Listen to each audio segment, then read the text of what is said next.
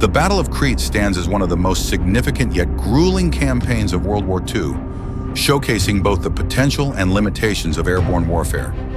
Codenamed Operation Mercury, it marked the first large-scale use of paratroopers in military history by Nazi Germany. The operation was ambitious. Hitler himself authorized it as a test of the effectiveness of airborne forces after their successes in smaller operations earlier in the war. However, what unfolded on Crete would prove to be far more complex and costly than anticipated for the Axis powers. On the morning of May 20th, 1941, waves of German transport planes filled the skies over Crete, dropping thousands of Fallschirmjäger, paratroopers, onto key strategic locations across the island. These included critical airfields such as Maleme in the west, as well as towns like Chania, Rethymno, and Heraklion. The defenders, composed of Greek soldiers, British Commonwealth troops from New Zealand, Australia, and the United Kingdom, along with local Cretan civilians armed with rifles, knives, and even farming tools, mounted fierce resistance. The initial German assault encountered devastating fire from Allied anti-aircraft guns and infantry units positioned in prepared defenses. Entire companies of paratroopers were wiped out before they could even land safely, turning fields into killing zones littered with parachutes and bodies. By the end of the first day, the Germans had suffered staggering losses, and morale among the Allied forces soared as they believed victory was within reach. However, the tide began to turn due to a combination of factors that ultimately doomed the defense of Crete. Communication failures plagued the Allied command structure. Orders were slow to reach frontline units, leading to confusion and hesitation at crucial moments. One such instance occurred at Maleme airfield, where the New Zealand battalion responsible for defending the area failed to counterattack decisively despite having superior numbers.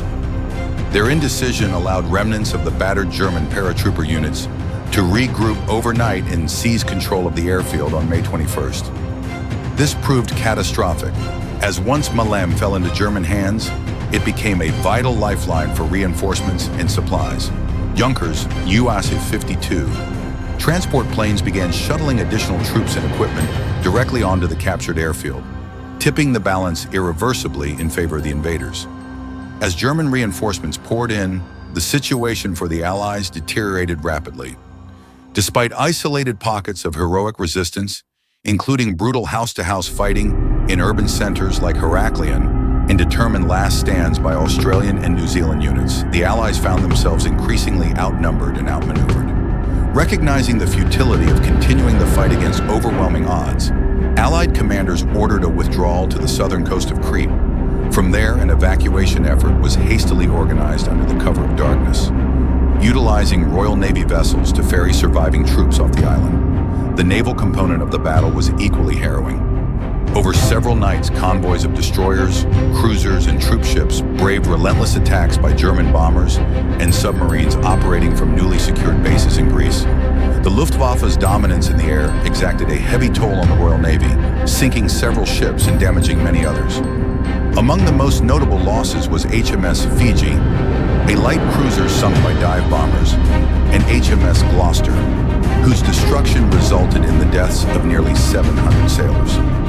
By the time the evacuation concluded in early June, the Royal Navy's Eastern Mediterranean fleet had been severely depleted, leaving only 2 battleships and 3 cruisers operational. This weakened naval presence would have profound implications for future operations in the region. For the people of Crete, the occupation that followed brought years of hardship and suffering. German reprisals against civilian populations suspected of aiding resistance fighters were swift and brutal. Entire villages were razed, and mass executions became commonplace. Yet remarkably, the spirit of defiance persisted. Cretans formed underground networks to sabotage German efforts, smuggle intelligence to the Allies, and assist stranded Allied soldiers still hiding on the island. Their resilience became legendary, earning admiration from friend and foe alike.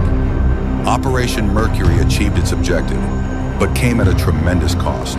The German airborne forces sustained nearly 7,000 casualties, including over 3,000 dead, a staggering price for a single campaign. Such losses convinced Hitler never again to deploy large-scale airborne assaults, effectively sidelining Germany's elite paratrooper divisions for the remainder of the war. For the Allies, the lessons learned from Crete were invaluable. They recognized the vulnerability of poorly coordinated defenses in